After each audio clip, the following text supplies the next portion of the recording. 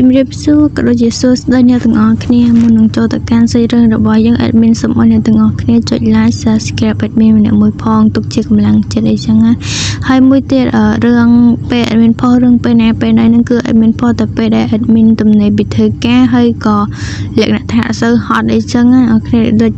មកពីធ្វើការវិញអត់សូវហត់អត់សូវសោអត់សូវអស់កម្លាំងអីគឺ admin ធ្វើឲ្យប៉ុន្តែបើសិនជាមកពីធ្វើការវិញសោហត់ខ្លាំងគឺ admin អត់ធ្វើទេអញ្ចឹងចូលមកកាន់សាច់រឿងរបស់យើងវិញអាឈីក៏និយាយថាថ្ងៃនោះពួកយើងត្រូវរកជាគ្រូដេញឲ្យតទទួលទោសច្បាស់ណាស់គឺជានាងមែនទេដែលបានជួយអង្វរព្រះនាងមែនទេដែលបានជួយជីវិតយើងបាយរួយក៏និយាយថាខ្ញុំគ្រាន់តែឮថាការដាក់ទោសនោះគឺវាប្រៃផ្សៃណាស់លោកបានជួយជីវិតខ្ញុំមិនអាចឈប់មើលបាននោះទេហើយក៏មិនចាំបាច់មកអរគុណអីដែរខ្ញុំមិនចង់ជួយប៉ុន្មាននោះទេចំណែករឿងទាំងអស់នោះគឺបំភ្លេចចោលទៅអាឈីក៏និយាយថាបំភ្លេចចោលយ៉ាងម៉េចទៅក្រែងនាងចង់សម្លាប់ខ្ញុំមិនអញ្ចឹងឬបាយរួយក៏និយាយថាសម្រាប់លោកអញ្ចឹងឬចង់ណាស់ក្រែងខ្ញុំគឺជាមនុស្សស្រីដែលទន់ខ្សោយមិនអញ្ចឹងឬអាចសម្រាប់លោកបានយ៉ាងម៉េចទៅក្រែងថ្ងៃលោកត្រូវលោកសង្កត់ស្ទើរតែស្លាប់ទៅហើយខ្ញុំខំសុំអង្វរនាងឲ្យជួយជីវិតលោកហើយលោកឈ្មោះឌឺដងខ្ញុំទៀតឬអាឈីក៏និយាយថាអញ្ចឹងខ្ញុំភ្លេចគិតឲ្យឈើងមួយថ្ងៃហើយតើនាងចង់ឲ្យខ្ញុំអរគុណនាងឬបាយរយក៏និយាយថាមិនចាំបាច់អរគុណនោះទេកុំតែរំលឹករឿងទាំងអស់នោះទៅវាគួរឲ្យខ្មាស់ខ្លាំងណាស់បើកទ្វារបំរុងនឹងដើរចេញ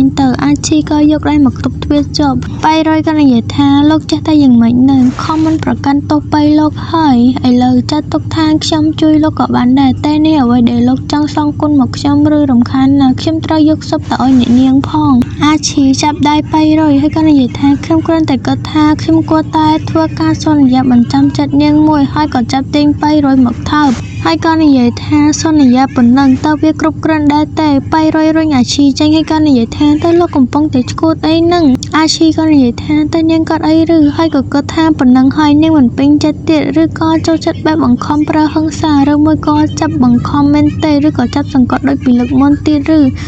កន្លែងហ្នឹងអូអានេះខ្ញុំទៅអង្គរៈទូប្រុសនិយាយថាអត់ដឹងអីចឹងអីចឹងរឿងអីផ្សេងឆ្លាតតែរឿងនឹងមួយអត់ឆ្លាតសោះហ្មងព្យាយាមនិយាយទន់ភ្លន់ស្ទាយបែបណាដែលនាងចូលចិត្តចង់លើក្រែចង់ភួរមានខ្សែតៃអីទៅនាងសប្បាយចិត្តមែនទេអីក៏សាហាវម្ល៉េះបាយរុយក៏និយាយថាមនុស្សអាក្រក់លោកពិតជាឆ្លុះឱកាសខ្លាំងណាស់លោកធ្វើបាបខ្ញុំចាំមើលទៅខ្ញុំនឹងប្រាប់ឲ្យអ្នកនាងទៅប្តឹងរាជគ្រូមិនខាននោះទេអាជីក៏និយាយថាមិនទៅអញ្ចឹងវិញក្រោយនាងចង់ឲ្យខ្ញុំសងគុណអញ្ចឹងឬយើងក៏បានឲ្យនាងតាមនឹងឯងមិនបានធ្វើបាបនាងនោះទេយើងគ្រាន់តែចង់សន្យាថានឹងរៀបការជាមួយនឹងនាងប៉ុណ្ណោះស្បៃរុយលឺហើយព្យាផ្អើលខ្លាំងណាស់ហើយក៏និយាយថាលោកនិយាយស្អីនឹងចង់រៀបការជាមួយនឹងខ្ញុំឬអាឈីឆ្លើយថាមែនហើយយើងបានឃើញនាងគ្រប់កន្លែងកន្លៀតអស់ហើយអញ្ចឹងហើយថែមទាំងបានប៉ាពើទៀតបង្អែទៀតនាងគិតថាអាចរៀបការជាមួយនឹងប្រុសផ្សេងបានទេឬម៉ែដាហើប្រាប់ថានាងមិនដូចស្រីបំរើដតីនោះទេយើងដេកគិតយូរហើយចុងក្រោយក៏សម្រេចចិត្តថាធ្វើវិធីតបស្នងល្អជាងគេគឺរៀបការជាមួយនឹងនាងចំណែករឿងបណ្ដាការរឿងប្រាក់នាងមិនបាច់បារម្ភនោះទេបាយរយលឺហើយចិនជើងអាឈីហើយក៏និយាយថាអ្នកណាគេថាចង់រៀបការជាមួយនឹងលោកឯងទៅខ្ញុំមិនចង់រៀបការជាមួយនឹងមនុស្សប្រុសអាក្រក់ហើយនឹងឆ្លៀតឱកាសដូចជាលោកនោះទេរលែកមកមើលស៊ីឡាំងមូដែលញ៉ាំនំឆ្អែតយ៉ាងក៏និយាយថាតើបាយរយទៅឯណាបាត់ហើយអញ្ចេះគ្រាន់តែយប់សំដំណេកសោះក៏គ្មានអ្នកបម្រើមកកំដរដែរឬម៉ែដោះហើប្រាប់ថាឲ្យទៅយកសុបសម្បុកទៅជាកម្មបើកម្លាំងស្រាប់តែបាត់ឲ្យឆឹងអញ្ចឹងទៅវិញម៉ែក៏និយាយថាអ្នកនាងប្រហែលជាគឹងកំឡះមកហើយស៊ីឡាំងមូក៏និយាយថាបាយម៉ែឯងតែបិទទ្វារឲ្យចិត្តផងពេលដែលចឹងបរមអ្នកនោះដើរមកចិត្តស៊ីឡាំងមូក៏គិតថាឈុតពើស្វាយមើលទៅដូចជាឈុតពាក់ម្នាក់ដោះរបស់ម្នាក់នោះអញ្ចឹងបាយលេចេងក៏យកឈើឆ្កាស់ស្បាយចេញហើយក៏និយាយថាគ្រូមកបន្ទប់កូនក្រមុំក្នុងយប់សំអំណេកយ៉ាងម៉េចដែរមើលទៅភ្ជាប់បើដែរតែកូនសក់ដកស្នៀសក់ចាញ់ធ្វើឲ្យសម្រស់ស៊ីឡាំងមូកាន់តែស្អាតហើយក៏និយាយថាមកពីថ្ងៃនេះជាថ្ងៃនាងរៀបការឬក៏មកពីនាងស្អាតយើងមានអារម្មណ៍ចម្លែកអស់ហើយស៊ីឡាំងមូក៏និយាយថាមែនហើយមិនដឹងថាមកពីថ្ងៃនេះជាថ្ងៃខ្ញុំរៀបការឬយ៉ាងណាទេបានជារាជគ្រូក្លាហានខុសធម្មតាតែរាជគ្រូចូលមកក្នុងបន្ទប់កូនក្រមុំផ្សំអំណេកបែបនេះមិនខ្លាចប្តីគេចាប់បានទេឬបាយលីចេងក៏និយាយថាខ្លាចអញ្ចឹងហេយប់នេះប្តីនាងមិនមកនោះទេពេលនេះវាប្រហែលជាទៅផ្សំដំណេកជាមួយនឹងស្រីណាក៏មិនដឹងស៊ីឡាំងមូក៏សួរថាតើលោកគ្រូចង់មានន័យថាយ៉ាងម៉េចលីចេងក៏និយាយថាយើងជាគ្រូល្អយើងមិនចង់និយាយបញ្ឆិតបញ្ឈៀងអីនោះទេយើងចេះតែនិយាយត្រង់ប្តីរបស់នាងកំពុងតែ ដេកជាមួយនឹងស្រីផ្សេងហើយក៏ចាប់អូសដៃស៊ីឡង់មូទៅនិយាយថាបើសិនជានាងមិនជឿតែមកជាមួយនឹងយើងមករលែកមកមើលលីចេញដែលកំពុងដេកជាមួយនឹងស្រីបំលើឈ្មោះចិនណានស្រីបំរើគ្រប់ទីកន្លែងរបស់ស៊ីលូហ្វេងចិនណានក៏និយាយថាខ្ញុំពិតជាចូលចិត្តលោកម្ចាស់ខ្លាំងណាស់ខ្ញុំចង់ឲ្យលោកម្ចាស់ធ្វើបែបនេះជាមួយនឹងខ្ញុំរហូតលូហ្វេងក៏និយាយថាហេតុអីបានជានាងនិយាយដូចជាយើងទុកនាងចោលអញ្ចឹងនាងជាស្រីដំបងរបស់យើងមួយរយៈនេះយើងមិនបានលួងលោមនាងបានដិតដល់មែនទេចិនណានក៏និយាយថាប៉ុន្តែថ្ងៃនេះលោកម្ចាស់រៀបការជាមួយនឹងពីនាងម្ចាស់សែនមីនហើយលូហ្វេងក៏និយាយថាយើងមិនបានទុកនាងចោលទេចុះនាងព្រមនៅក្បែរយើងរហូតដែរទេយើងនឹងផ្ដល់ឲ្យនាងនៅអ្វីៗគ្រប់យ៉ាងរលែកមកមើលស៊ីឡង់មួយនៅមុខបន្ទប់ដែលកំពុងតែឈោស្ដាប់ពួកគេកំពុងតែអ៊ីចឹងខ្ញុំគ្នាចឹង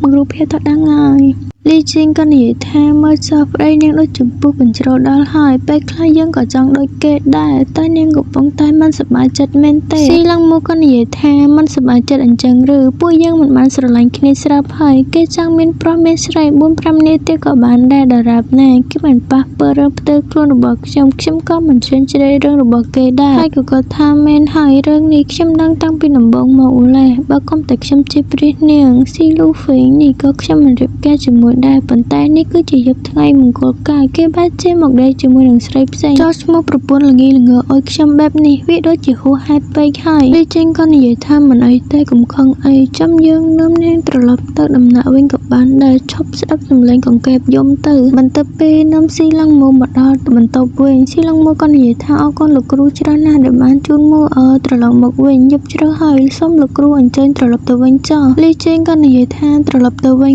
ឬដល់ត្រៃហើយដេញមិនទាន់បានថែមមេរៀនយប់ផ្សំដំណេកផងប្រញាប់ដេញគ្រូទៅឯណាស៊ីឡង់មកក៏និយាយថាយប់នេះជាយប់ផ្សំដំណេករបស់ខ្ញុំជាមួយនឹងស៊ីលូហ្វេងមិនមែនជាមួយនឹងលោកគ្រូទេចង់នៅធ្វើស្អីហើយនៅធ្វើស្អីកើតលីចេងក៏ចាប់ទាញស៊ីឡង់មកខ្ទប់នៅលើក្រែហើយក៏និយាយថាធ្វើស្អីកើតអញ្ចឹងហេចង់សាកមើលដែរទេមើលទៅកូនសោប្រហែលជាផ្លេចយប់នៅអាងទឹកក្តៅនោះហើយថាទោះបីជាមិនជ្រាលជ្រៅអីណាស់ណាក៏គ្រូបំពេញតណ្ហាឲ្យនាងបានដែរឬក៏ផ្លេចហើយឬស៊ីឡង់មូរុញលីចេញចាញ់ហើយក៏និយាយថាតណ្ហាស្អីគេទៅខុសក្បាលរបស់លោកពុកពេញទៅដោយរឿងអបលៈទាំងអស់នឹងឬហើយក៏គាត់ថាច្បាស់ណាស់ថ្ងៃនោះកញ្ជ្រោងកញ្ចាស់នេះច្បាស់ជាដាក់ថ្នាំសម្រាប់ខ្ញុំមិនខាននោះទេលីចេញក៏និយាយថាអបលៈអញ្ចឹងឬចំណងតណ្ហាគឺជារឿងធម្មតាអ្នកណាក៏មានឬនាងចង់ប្រកែកឬស៊ីឡង់មូក៏និយាយថាហើយគ្រាន់តែប៉ុណ្្នឹងគាត់ថាតណ្ហាខ្ញុំក្រាស់ដូចជាលោកឬអំណាចក៏អញ្ចឹងដែរកុំលុបលន់ពេកប្រយ័ត្នឡើងកាន់តែខ្ពស់សាកសពកាន់តែមិនស្អាតលីជីងសើចហើយក៏និយាយថាចោះនាងក៏ថាមនុស្សប៉ុន្មានអ្នកដែលមិនពេញចិត្តដែលខ្លួនមានអំណាចពាក្យថាមនុស្សមិនចេះស្កប់ស្កល់តែនាងស្គាល់ដែរទេហើយចោះប្រាប់នាងទៅចោះអញ្ចឹងហើយទៅមនុស្សភាគច្រើនលោភលន់នឹងអំណាចពេលងាប់យកទៅមិនបានឬមិនបានដល់ពេលនឹងគឺចាំគាត់តាមក្រោយស៊ីឡង់មូក៏គាត់ថាមនុស្សដែលឃើញបេះដូងគ្មានការស្រឡាញ់ស្ដាប់ទៅគួរឲ្យខ្លាចណាស់បៃលីជីមិនខ្វល់ពីជីវិតមិនខ្លាចអីទាំងអស់ដោយសារតែគេ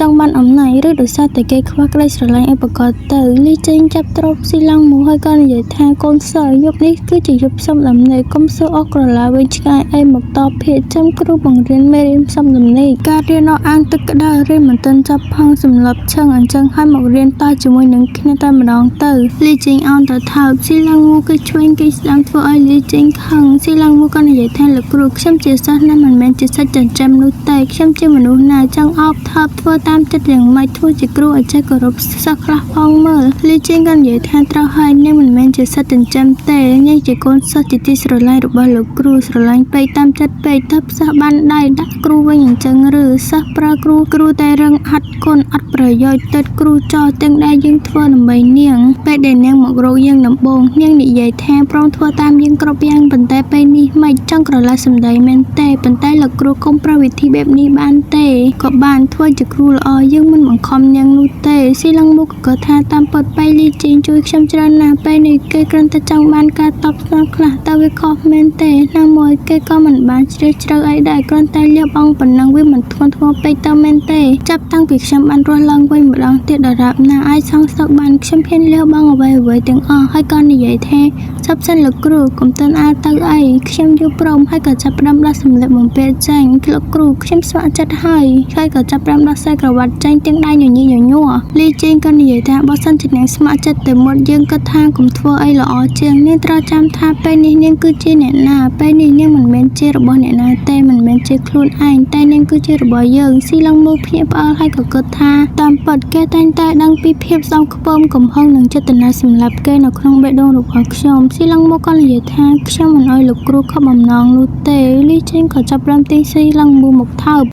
កន្លែងហ្នឹងអត់មានអីនិយាយទេមានតែរូបភាពអញ្ចឹងហើយមើលខ្លួនឯងទៅអញ្ចឹងឯងគ្នាកាត់ដៃខ្លួនឯងទៅស៊ីឡុងមូក៏និយាយថាលោកគ្រូកុំធ្វើត្រង់កន្លែងហ្នឹងអីទៅលើកក្រែវិញល្អជាងហើយបន្លត់ទៀនផងលីជាងក៏និយាយថាខ្មាស់អៀនឬនេះមិនមែនជាលើកទី1ឯណាដែលយើងបានបង្រៀននាងណាមួយរាងកាយរបស់នាងស្មោះត្រង់ជាងពេលសម្ដីរបស់នាងឆ្ងាយណាស់ស៊ីឡុងមូក៏និយាយថាប៉ុន្តែលោកគ្រូកុំធ្វើវាលើសពេកអីហើយក៏គិតថាទោះបីជាវាលេងប៉ុន្តែពេលខ្លះក៏ដូចមែនតែនដែរលីជាងក៏និយាយថាលើសពេកអញ្ចឹងឬហើយក៏លីស៊ីឡុងមូមកបៀតក្រេយកដៃក្រវិះទៀនចោលហើយក៏ចាប់បោះស៊ីឡុងមូទៅលើក្រេអូយឹមទៅខ្ជុំហ្មងកន្លែងហ្នឹងហើយក៏និយាយថាលោកគ្រូបំពេញបំណងយើងគ្រប់យ៉ាងចោះកន្លែងហ្នឹងអត់យល់ហ្មងដើរធម្មតាទៅអត់ក៏ចាប់ហែកលឹកណាក៏ហែកដែរអាតួហ្នឹងចាប់ហែកអោលខ្ទេចអស់ហ្មងហើយក៏យកបំណែកហែកអោលនោះយកទៅរុំភ្នែកស៊ីឡើងមួយចឹងហ្នឹងគ្នាហើយក៏និយាយថាមិនអីទេបើសិនជានាងមិនចង់ឃើញទេគ្រាន់តែប្រើអារម្មណ៍ទៅបានហើយកន្លែងហ្នឹងអត់មានអីទេវាមានតែរូបភាពអញ្ចឹងណាមើលខ្លួនឯងទៅនិយាយទៅមានតែរូបភាពទៅបរិហាវាត្រូវនិយាយវាត្រូវចឹងនិយាយអត់ទៅរមូលពោះអៀនមកអីចឹងលីជីងក៏គិតថាកញ្ជ្រោងតូចគួរឲ្យស្អប់នេះវាធ្វើឲ្យអាឡែតយ៉ាងហ្នឹងវាងើបមកទៀតហើយអាឡែតអីអូនិយាយពីអីហើយក៏និយាយតទៅថាមិនដឹងថាធ្វើបែបនេះយើងជាអ្នកយើងដាក់ទរណកម្មនាងឬក៏នាងដាក់ទរណកម្មយើងឲ្យប្រកាសទេនាងជំគួតអើយហើយស៊ីឡុងមូក៏សម្លាប់ជាលើកទី2អូនឹងស្អីទេទៅធ្វើអីផងសម្លាប់ទៀតដែរលីចេងក៏និយាយថានៅហើយចាស់យប់នេះយើងលើកលែងឲ្យនាងម្ដងទៀតទៅចាស់មិនយូរនោះទេនាងនឹងខ្លាចជារបស់យើងតែម្នាក់គត់ហើយឡើងចឹងហ្មងថ្ងៃបន្ទាប់ស៊ីឡុងមូក៏គាត់ថាគាត់ទៅម្យ៉ាងដែរយប់ថ្ងៃការប្តីបែរជាតែដេកជាមួយនឹងស្រីផ្សេងមិនត្រឡប់ឯខ្ញុំវិញបែរជាដេកជាមួយនឹងប្រុសផ្សេងពេញមួយយប់តែគាត់ទៅយប់មិញទៅបានសម្រេចអត់ណោះនៅក្រៅដំណាក់បាយយូកោះទ្វារក៏និយាយថាព្រះនាងភ្ញាក់ហើយឬនៅស៊ីឡុងមូក៏និយាយថាមិនអីទេខ្ញុំភ្ញាក់ហើយចូលមកជីយូមនុស្សចំណិតម្ចាស់ស្ត្រីជីយូក៏និយាយថាព្រះនាងម្ចាស់ស្ត្រីឲ្យខ្ញុំមកបម្រើព្រះនាងខ្ញុំគឺជីយូរំខានទ្រង់ទាំងព្រឹកហើយសូមអញ្ជើញព្រះនាងរៀបចំខ្លួនម្ចាស់ស្ត្រីកំពុងតែរងចាំពិសាតែស៊ីឡុងមូក៏គាត់ថាមនុស្សចំណិតរបស់ម៉ែក្មេងអញ្ចឹងឬដឹងថាយប់មិញកូនខ្លួនឯងមិនបានមកផ្សំអំណេកទៅបៀវមនុស្សចំណិតមកលងលោមអញ្ចឹងឬស៊ីឡុងមូក៏និយាយថាចុះយើងដឹងទេថាព្រះអង្គម្ចាស់នៅឯណាជីយូក៏ឆ្លើយថាពួកយើងទៅមុនទៅហើយចាំជួបព្រះអង្គម្ចាស់នៅទីនោះបាយយូក៏និយាយថាជីងយូបែបនេះតើមានន័យយ៉ាងម៉េចទៅទោះបីជាព្រះអង្គមិនបានត្រឡប់មកវិញក៏ប្រយុទ្ធមិញព្រះអង្គគួរតែហើយក៏គិតថាពិធីតែនៅថ្ងៃដំបូងគឺកូនក្រមុំត្រូវដើរទៅសល់ដើម្បីជួបមនុស្សចាស់នៅក្នុងគ្រួសារព្រះអង្គម្ចាស់ដូចជាហួសហេតុពេកហើយធ្វើបែបនេះព្រះនាងត្រូវគេសាច់ចំអកច្បាស់ណាស់ស៊ីឡុងមូហាមខត់បាយយូហើយក៏និយាយថាមិនអីទេបាយយូធ្វើមិនវាជាច្បាប់ទម្លាប់របស់គ្រួសារជីងយូក៏និយាយថាម្ចាស់ស្ត្រីចុះចាត់ឲ្យបុត្ររបស់ទ្រង់តែងខ្លួនលយឆើតឆាយសស្អាតមិនមែនកន្ទ្រិចកន្ត្រាក់ដូចជាក្មេងលេងដៃនោះទេព្រះនាងគួរតែរកអីស្លៀកពាក់ឲ្យសមរម្យជាងនេះបន្តិចទៅស៊ីឡុងមូក៏និយាយថាអញ្ចឹងឬក៏បានដែរបាយយូយកឈុតដែលបានរៀបចំទុកមកឲ្យខ្ញុំបាយយូក៏យកសម្លៀកបំពាក់មកឲ្យស៊ីឡុងមូក៏សួរថាជីងយូតើមានអីទៀតដែរទេជីងយូក៏និយាយថាគ្មានតែព្រះនាងខ្ញុំម្ចាស់គ្រាន់តែខ្លាចថាមិនបានប្រាប់ទ្រង់ពីច្បាប់ទម្លាប់ប៉ុណ្ណោះអញ្ចឹងខ្ញុំម្ចាស់សុំលាទៅមុនហើយបន្ទាប់ពីស៊ីឡុងមូផ្លាស់ប្ដូរសម្លៀកបំពាក់ហើយក៏ដើរមកសាលធំជួបស៊ីលូហ្វេនៅតាមផ្លូវលូហ្វេក៏និយាយថាសុំតើអូនសំឡាញ់ប្តីកាលពីយប់មិញស៊ីឡុងមូក៏និយាយកាត់មិនអីទេបងតោះយើងប្រញាប់ទៅជួបចាស់ទុំវិញល្អជាងហើយក៏គិតថាកំ ប្លែងណាស់ធ្វើអីជាមួយនឹងស្រីវាកាប់ប្រយុទ្ធមិនហើយរកមកនិយាយរកលេសស្អីលូហ្វេនក៏និយាយថាអញ្ចឹងតោះទៅបន្ទាប់ពីចូលមកកន្លែងពិធីប្រគល់តែរៀងលើសំឡេងផ្គរហើយនឹងសំឡេងម៉ាស៊ីនសំឡេងមន់អីតិចហ្នឹងអស់គ្នាបងថ្ងៃហ្នឹងមិនរោភ្លៀងតែល្ងាចឡើងមិនរោភ្លៀងឲ្យបងគាត់បោកក្អាទៅសំឡេងទូលើទឺដូចចឹងហើយសំឡេងមន់សំឡេងអីចឹងអស់គ្នាចឹងមកកាន់សាច់រឿងរបស់យើងវិញអ្នកម្នាក់ទៅក៏និយាយថាទីបំផុតបានផឹកតែមង្គលការកូនប្រុសយើងហើយពេលនេះបាត់រៀបការហើយមានមហេសីដ៏ស្រស់ស្អាតទន់ភ្លន់បែបនេះត្រូវតែស្រឡាញ់និងអាណិតញ៉ាំឲ្យបានច្រើនណាស់ឃើញសែនមីនហើយនឹកឃើញខ្លួនឯងកាលពីនឹកក្រមុំនាងខ្លាច ថ្នូរស្អាតដូចជាយើងអញ្ចឹងស៊ីឡង់មូក៏និយាយថាអរគុណព្រះមេដាដែលបានសរសើរម៉េចខ្ញុំមើលទៅដូចជាមិនហោះហើរលយឆាយអីផងចំណេះរឿងដែលជីងយូប្រាប់ថាទ្រង់ចូលចិត្តភាពឆើយឆាយហើយនឹងមើលទៅមិនស៊ីក្នុងសម្លៀកបំពាក់ទ្រង់សោះជីងយូក៏បានហុចពេងតែនៅឲ្យស៊ីឡង់មូ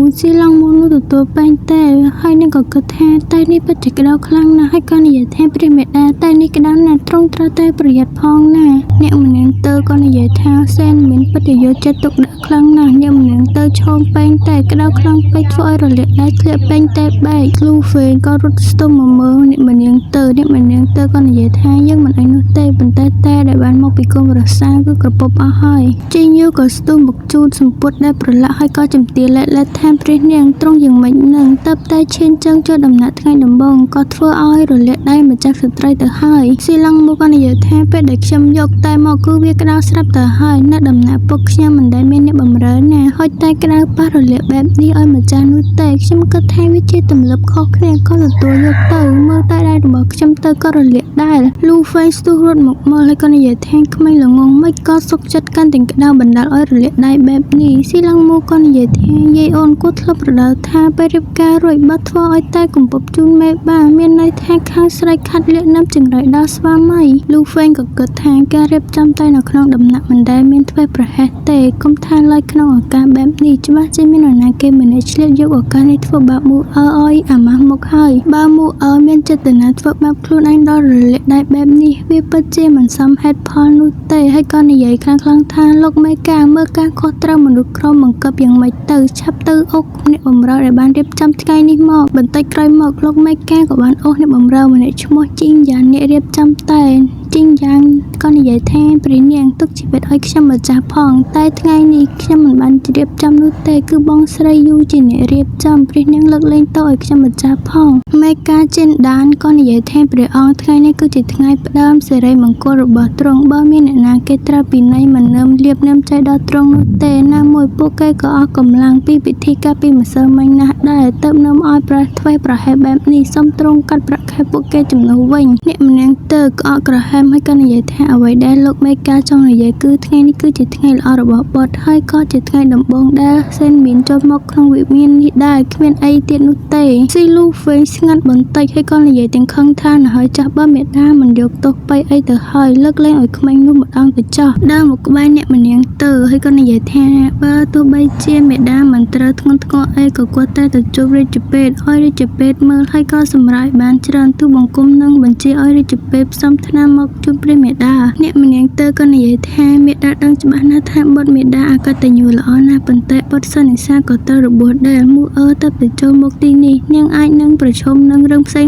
បុត្រគួរតែយកចិត្តទុកដាក់ជាមួយនឹងនាងឲ្យបានច្រើនផងរឿងមួយទៀតបៃតាបុត្រគឺជាបុគ្គលល្បីល្បាញបំផុតនៅទីនេះហើយពីមានរាជវង្សយើងក៏ផ្អែកលើកេរ្តិ៍ឈ្មោះល្អដែលបន្សល់ទុកពីទ្រង់ដែរបើមានរឿងដូចការពីយប់មិញកើតឡើងទៀតខូចឈ្មោះវិមានយ៉ាងណាទៅលូហ្វេងក៏និយាយថារឿងការពីយប់គឺជាកំហុសរបស់បុត្រវង្វេងស្មារតីដើមឡើយបុត្រថាចង់ទៅដំណាក់ជាមួយនឹងមូតែជីងហ៊ានអ្នកម្នាក់ទៅនិយាយកាត់ចាប់ពីថ្ងៃនេះទៅឆាប់ទៅកន្លែងរបស់នាងជីងហ៊ានគ្រាន់តែជាអ្នកបម្រើតូចតាចប៉ុណ្ណោះបើបុត្រចង់បានអ្នកថ្មីតាមទំលាប់ត្រូវចាំ1ឆ្នាំ2ឆ្នាំសិនបើមួនាងគ្មានបុត្រទេបុត្រអាចរកអ្នកថ្មីបានមកសេរីមេដាគិតថានាងក៏ឆ្លាតគួរសមដែរដូច្នេះនាងច្បាស់ជាគិតដល់ចំណុចនេះលូហ្វេងក៏និយាយថាព្រះមេដាមិនចាំបាច់វែងឆ្ងាយទេយកម៉ាញ់គឺជាកំហុសរបស់បុត្រទូបង្គំត្រឡប់ទៅវិញនឹងបញ្យល់ដល់នាងមួគឺជាមនុស្សស្លូតបូតចេះគិតពិចារណាច្បាស់ណាស់នាងនឹងមិនបន្តទូបង្គំនោះទេជីងយូក៏ស្ទុះយកអាវក្រៅមកពាក់ឲ្យលូហ្វេងហើយក៏និយាយថាព្រះអង្គខ្ញុំម្ចាស់ជួយផ្លាស់ប្ដូរសម្លៀកបំពាក់ជូនទ្រង់មុននឹងយាងចេញទៅហើយក៏និយាយបែបទាក់ទាញអារម្មណ៍បែបទាក់ចំណាប់អារម្មណ៍អញ្ចឹងអ្នកគ្នានិយាយថានៅខាងក្រៅត្រជាក់ណាស់ទ្រង់គួរតែថែរក្សាសុខភាពឲ្យបានល្អផងកុំឲ្យម្ចាស់ស្ត្រីនិងខ្ញុំម្ចាស់ព្រួយបារម្ភអីលូហ្វេងក្រវះដៃចេញនិយាយទាំងមូម៉ៅខឹងថានាងនឹងស្អីគេដែរចេះមកបារម្ភសុខទុក្ខរបស់យើងឬធ្វើជាទេសកលរិសាក្បាលនាងឲ្យតែគង់ទៅក៏មួយថ្ងៃដេកគិតតែរកផ្លូវតង់ម្ចាស់ឡើងខ្ពស់ឲ្យសោះហើយក៏គាត់ថានាងមានសមត្ថភាពស្អីបានចាមកស្ដីបន្ទប់ប្រពន្ធយើងចង់ឲ្យគេសើចចំអល់ឡើយថាអ្នកបម្រើធំជាងម្ចាស់អញ្ចឹងឬហើយក៏និយាយថាដោយសារ តែនាងជាមនុស្សរបស់ព្រះមេតាយើងលើកឡើងឲ្យនាងម្ដងចោះលើកក្រោយបើមានម្ដងទៀតថាមិនត្រូវយើងអាចនឹងឲ្យនាងស្លាប់ដោយគ្មានដៃក៏មិនខាននោះទេអ្នកម្នាក់ទៅក៏សួរថាជីងយូឯងជាអ្នករៀបចំតែសម្រាប់ពិធីថ្ងៃនេះមែនទេជីងយូលុតជង្គង់ក្រាបចុះឲ្យក៏និយាយថាទោះបីជាជីងយូមិនសូវពេញចិត្តក៏ដោយក៏ប៉ុន្តែជីងយូមិនធ្វើរឿងល្ងល្ងបែបនេះនោះទេត្រង់មើលថែជីងយូតាំងពីតូចច្បាស់ជាដឹងពីនិស្ស័យជីងយូច្បាស់ហើយថាមែនទេអ្នកម្នាក់ទៅក៏និយាយថាត្រូវហើយឯងជាមនុស្សស្ងៀមស្ងាត់សុភាពរៀបសារមិននឹងអាចធ្វើរឿងបែបនេះបានទៅ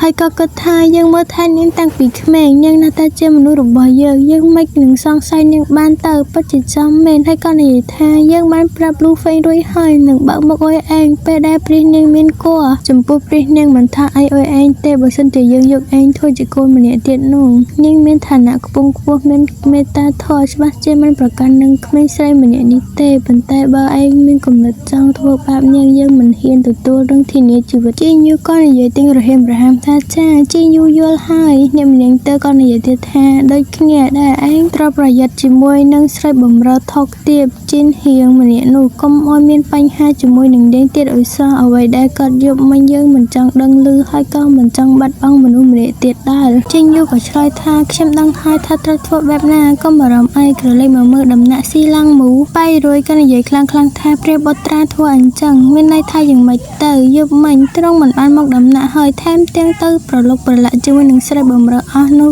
ទៀតស៊ីឡាំងមូក៏និយាយថាយើងមិនខឹងផងហេតុអីបានជាឯងខឹងចូលវាមានលើកដំបងតែងតែមានបេះសាយតាមមកយាយជារឿងធម្មតាសំខាន់យើងរក្សាភាពស្ងៀមស្ងាត់គឺជាការល្អបាយយូស្ទុះមកចាប់ដៃស៊ីឡាំងមូហើយក៏សួរថាមិនក៏អ្នកនាងលៀងថ្នាំដែលរិចជាពេលបានលាបឲ្យអញ្ចឹងដៃអ្នកនាងតាមចិត្តជាហើយស៊ីឡាំងមូក៏និយាយថាក្មេងជំគួតមើលទៅគឺវាលេងអីហើយខ្ញុំគ្រាន់តែកាន់ចុងម្រាមដៃដើម្បីឲ្យវាមានស្នាមបើមិនអញ្ចឹងទេខ្ញុំលើកតែឲ្យម្ចាស់ស្ត្រីបានយ៉ាងម៉េចទៅបាយយូក៏និយាយថាអញ្ចឹងអ្នកនាងមានន័យថាស៊ីឡាំងមូក៏និយាយកាត់ត្រូវហើយខ្ញុំធ្វើពុតជារងរបួសតែថាពួកឯងត្រូវប្រុងប្រយ័ត្ននឹងមនុស្សរបស់ម្ចាស់ស្ត្រីផងហើយមិនត្រូវបង្កចំនួនជាមួយនឹងពួកគេនោះទេយល់ទេបន្តិចក្រោយមកលូហ្វេងក៏មកដល់ហើយក៏និយាយថាពួកនាងចេញទៅក្រៅសិនតើយើងមានរឿងចង់និយាយជាមួយនឹងព្រះនាងបន្តិចបាយរੂហើយនឹងបាយយូឈោស្ងៀមស៊ីឡុងមកក៏និយាយថាពួកឯងចេញទៅសិនទៅពួកគេទាំងពីរនាក់ក៏ដើរចេញទៅលូហ្វេងក៏និយាយថាអ្នកបម្រើរបស់អូនពិតជាស្ដាប់បញ្ជាអូនមែនសូម្បីតែបងជាព្រះអង្គទាំងមូលពួកគេមិនយកត្រចៀកស្ដាប់ផងស៊ីឡុងមកក៏និយាយថាតើមួអាចសុំអ្នកបម្រើស្រីពីរនាក់មកតាមការពីក្រោយបានដែរទេមើលតើមនុស្សរបស់វាដាមិនសូវជាពេញចិត្តនឹងមួប៉ុន្មានតែមួខ្លាចថាលូហ្វេងក៏និយាយកាត់មួអូនមិនចាំបាច់ខ្លាចនោះទេរៀបការជាមួយនឹងបងហើយអូនកុំព្រួយអីមានបងមួយនឹងតាមការពីអូនលោកស្រីស៊ីឡុងមូក៏គាត់ថាតាមការពីវាស្អីសម្បីតែអ្នកបម្រើកំពេចកំពកមួយវាធ្វើស្អីមិនបានផងគាត់ថាយើងជឿពួកនាងអស់នោះឬលងជឿសំដីប្រុសមិនគិតបុកក្រោយដូចជាលោកអញ្ចឹងឬពិតជាល្ងងមែនលូហ្វេងក៏និយាយទាំងរដេបរដប់ថារឿងការប្រយុទ្ធមិញបងមិនបានមកដំណាក់ដោយសារតែបងស្រវឹងពេកអូនកុំយកវាដាក់ក្នុងចិត្តអីតាស៊ីឡុងមូក៏និយាយថាមិនចាំបាច់បកស្រាយអីទេអូនជឿលើបងស្រាប់ហើយលូហ្វេងក៏និយាយថាមូអូនមើលទៅពិតជាស្អាតខ្លាំងណាស់ការប្រយុទ្ធមិញបងមិនបានមកអញ្ចឹងហើយសរុបតែម្ដងទៅថ្ងៃនេះហើយក៏ចាប់ទាញស៊ីឡុងមូត្រប់ទៅកន្លែងដែរធ្វើឲ្យស៊ីឡុងមូភ័យខ្លាំងណាស់